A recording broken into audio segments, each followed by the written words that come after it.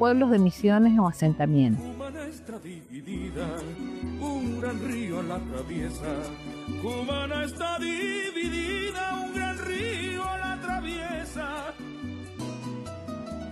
Según la historia, el primer asentamiento en Cumaná se establece en la desembocadura del río Cumaná, que años después pasó a llamarse Río Manzanares.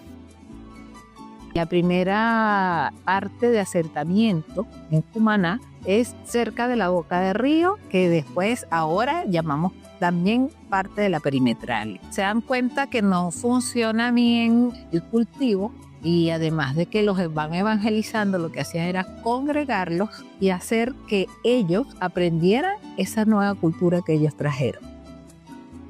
A pesar del alzamiento del grupo indígena Cumanagoto el 3 de octubre de 1515 por la incursión de los españoles, Fray Pedro de Córdoba encomendó a los frailes franciscanos a continuar con la enseñanza de los indígenas, quienes aprendieron a leer y escribir, mientras exploraban otros espacios de la ciudad. Cuando hacen pueblos de misiones, ese primero no les resultó bien. Se fueron arrimando hacia acá donde ahora le decimos que es el centro de Cumaná, y venimos, como decir, vía entre la avenida Páez, que son las Palomas, y se vienen arrimando hasta llegar después por las inundaciones. El río tenía más volumen y se inundaba mucho, entonces una parte de ellos estaban entre el Salado y lo que es hoy la Iglesia Virgen del Valle.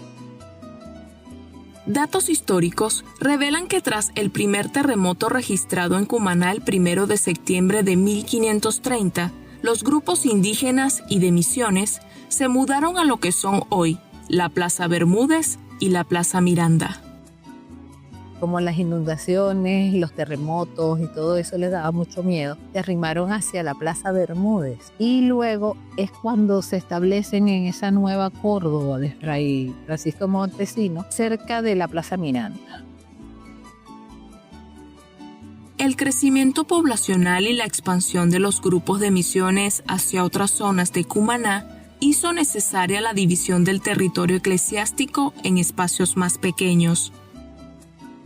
Estas divisiones dieron origen a las primeras parroquias.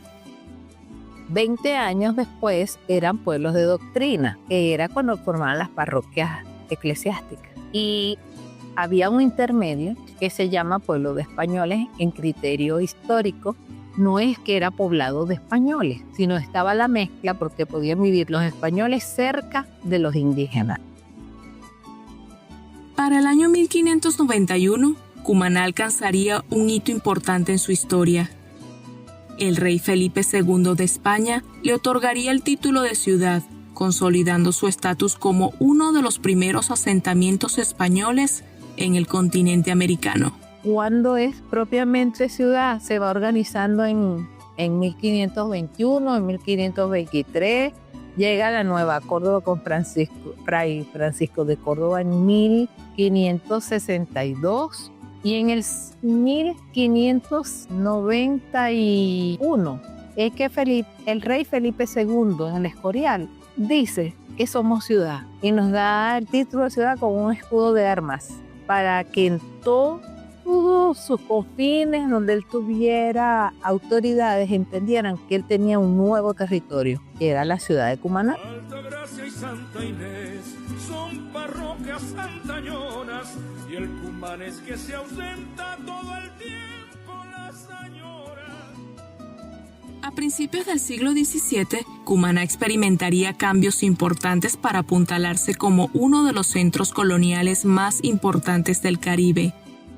La ciudad atravesó por un proceso de desarrollo a nivel urbanístico con la construcción de casas, iglesias y conventos.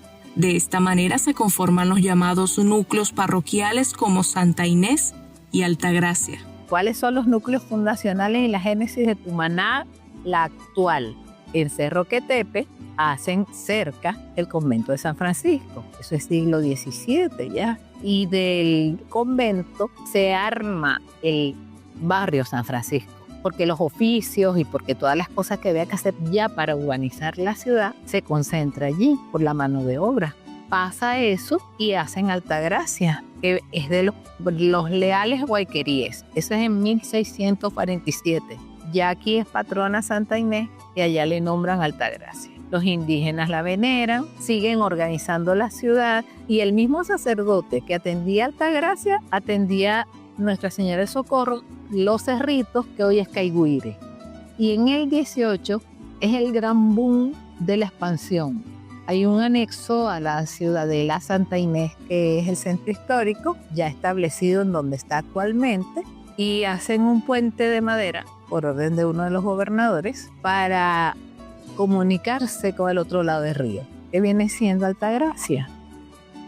Para María Lina, la preservación de los espacios donde ocurrieron los primeros asentamientos, de los sitios que en la actualidad forman parte del patrimonio arquitectónico de la ciudad, son un reflejo del trabajo, la tenacidad y la cultura de nuestros pueblos indígenas. Nunca Cumaná desapareció. Se siguió.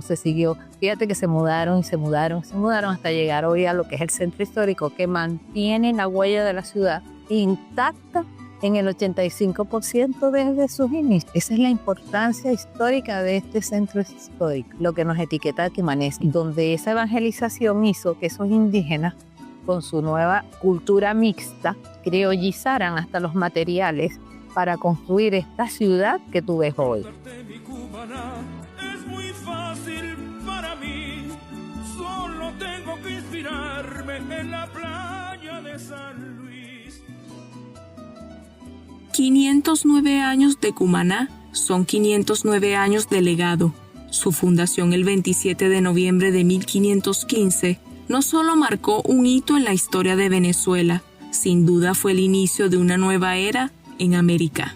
Primero nos conoció el mundo, entramos a la historia universal. Segundo, expandimos los confines de la tierra y territorios que tenía el Imperio Español. Se colonizó 300 años, pues en un proceso donde se decantó ser criollos, porque tuvimos esa mezcla cultural. Fuimos los primeros en tener un mestizaje arraigado y reconocido de que tenemos esos tambores y tenemos esas güiros y carrizos, tenemos nuestra música como tal, no solo es el arpa, el cuatro y las maracas, o sea, entonces trascendimos en el mundo culturalmente y en historia, de verdad fuimos el primer sitio donde se desarrolló el continente de la América Latina hoy.